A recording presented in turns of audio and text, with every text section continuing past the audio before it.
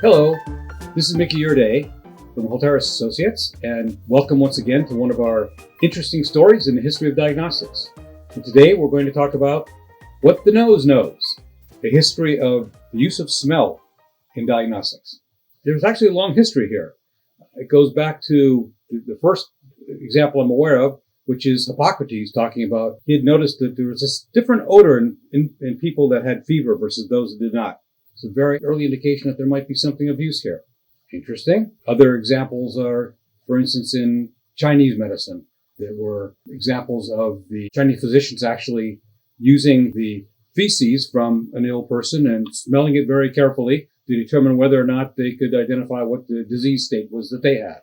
They had an entire catalog of things they claimed that they could determine using that. There wasn't a lot that I've been able to find between then and the late 1700s when people actually started looking at the potential to detect something in human breath that could determine the disease state using, at that point, new instrumentation that was available to them. I think this probably related quite a lot to the notion that bad air could cause disease. Of course, up until the time of Louis Pasteur and germ theory, late 1800s. Even between then and now, there were few examples of people pursuing this area until an interesting publication in 1989 in The Lancet, April 1st of that year. And this was not an April Fool's joke. It concerned a woman who had a dog who had smelled and noticed a patch of skin on her, which he didn't much care for the odor. In fact, he tried to bite it off. And she thought that this could be something that she should be concerned with. She went to her physician and they found out that, in fact, it was a malignant skin tumor.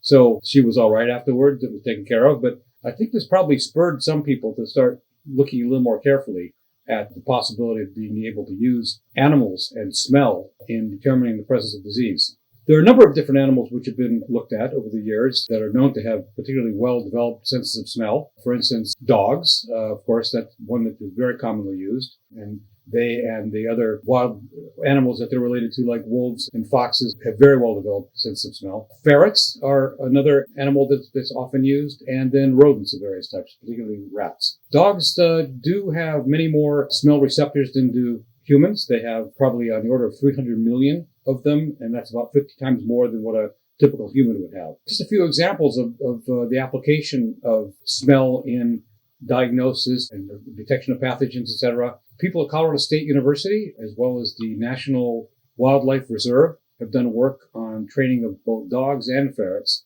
in determining the presence of avian flu as a way to monitor the possible presence of avian flu in the population of animals and therefore the possibility of a potential spillover into the human population. They've been able to train ferrets to determine the difference between ducks that are or are not infected with avian flu.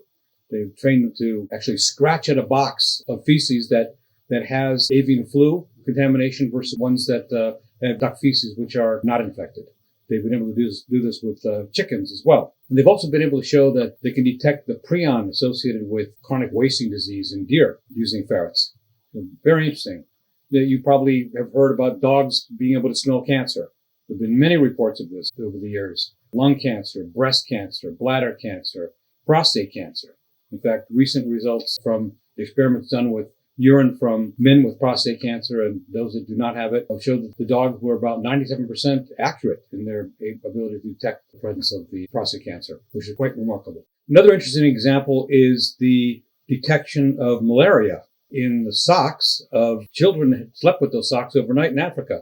So about 70% sensitivity with that application. So not as good as you would like to have, but interesting nevertheless. A fairly well publicized area is the use of the giant African pouched rat, not to be confused with the giant rat of Sumatra in the Sherlock Holmes stories or the Firesign Theater.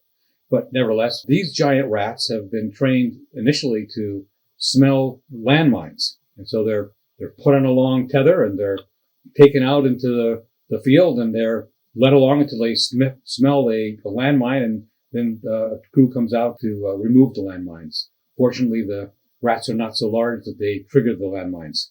But that led people to look at other possibilities, and a company in Belgium called Octopus, which did the work in the landmine, but also has done work in TB.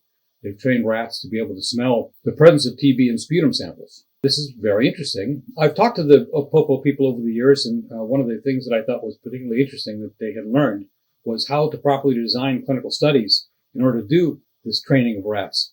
And this was based on an interesting problem that they had. Initially, when they did the work, they did laboratory testing of the rats. They had a set of samples that were positive sputum samples for TB and negative sputum samples. And they were able to train the rats to distinguish the different tubes of sample quite well. But when they then took these rats out into the field to try to do exactly the same thing with real samples in real clinics, it was a complete disaster. It just didn't work at all. And they were very surprised by this and, in fact, a bit bewildered. And they came back and they re-examined what they had done, and they learned that what they were seeing had to do with the way the samples were prepared. It ended up that one technician actually prepared the positive TB samples that had been collected. Another technician prepared the negative samples that had been collected. And what the rats had figured out how to do was distinguish the handlers. They could actually smell from the tubes which particular individual had handled the tubes. So once they understood that and were able to redesign their clinical studies and do them over again, they actually got pretty good results in the field using the rats. So people have come up with much better ways in which to train animals over the years. For instance, dogs are now trained with a device called an Octopus. You may have seen pictures of this. It looks much like a satellite, actually. It's got 8 arms. It's a fairly large device, many feet in diameter. And on the end of each of the 8 arms are boxes, basically, that contain samples to train the dog. So let's say you're trying to train the dog to look at prostate cancer samples. Well, there could be urine samples in each of them, and one of them is positive and the others are negative, and the dog is asked to distinguish them. They typically early on put a bit of treat, perhaps a bit of food, right near the box to give the dog a reward if they've done it correctly. And over time, they then take that particular reward away as the dog gets better and better. And with time, they become really quite good at distinguishing one sample from another. So that's a way in which this is done today. And it's being done, in fact, in looking at COVID-19. Some dogs have been able to distinguish quite accurately samples taken from nasal swabs or from saliva from people that do and don't have COVID-19. However, it's not particularly a scalable thing to do to use rats or dogs or ferrets. The expense of the training is significant. You need to train the trainer, and then the trainer needs to train the animals. It's difficult to scale that up. It's often the case that animals lose their ability to make these distinctions over time. They need to be retrained, and some aren't retrained well.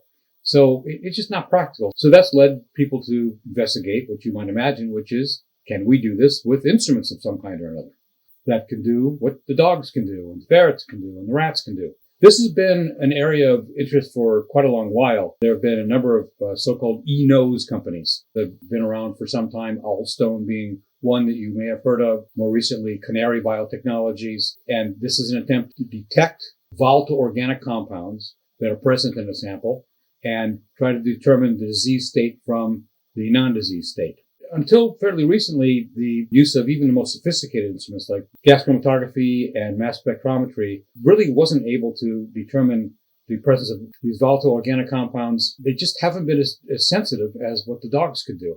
The dogs could, in the not too distant past, probably do at least 100 times better than our best instrumentation, which has been frustrating to a lot of people. Recently, however, there was a report in February this year in PLOS One indicating that a large team involving people from Harvard and from MIT and Johns Hopkins and Institute in the UK had actually come up with a set of sensors that were probably about 200 times better than what a dog could smell in terms of ability to distinguish these volatile organic compounds. Andreas Merschen from MIT was one of the key authors in the study, and he's been interviewed about the work that they had done. And they did, in fact, develop these new sensors. But when he was asked about the ability to interpret those results as a dog can, he said, we're about 100% dumber, the dogs are, because they can determine the presence of these compounds, but they're not able to determine the patterns, which the dogs evidently are able to use to determine the presence of cancer or pathogens. So there's a lot of work going on now with what you might imagine AI and machine learning. As the sensors get better, as we're able to determine algorithms better, we are going to see that we're able to use these methodologies to actually be very active components of our repertoire of diagnostic tools. We might end up with something that's not unlike the tricorder that we saw in Star Trek so many years ago, and people have wanted to build for as long as I can remember, all the way back to the Star Trek episodes in the 1960s. We might be getting there, so it's something to watch out for, and if so, it will revolutionize medicine. So I'm sorry to say that Fido, you and your friends are likely to be put out of business in a not-too-distant future by a tricorder or a robot. Maybe we'll even use robots that look like dogs. And that's a brief history of what the nose has known about history in the history of diagnostics. Thank you once again for listening to one of our interesting stories in the history of diagnostics. This is Mickey Urdea from Hippocrates Associates. See you next time. Bye.